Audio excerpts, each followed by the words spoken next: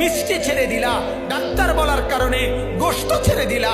আহা মুসলমান, আর শাজিমের মালিক বলার কারণে সুদ কেন ছাড়তে পারলা না?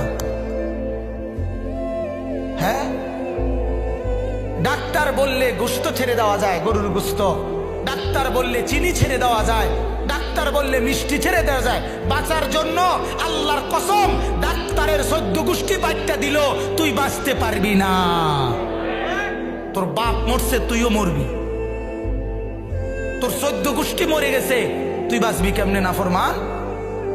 কথা বলেন না কেন? দুনিয়া কারে থাকতে দিছে বেটা? সাদ্দাত কই? নমরুদ কই?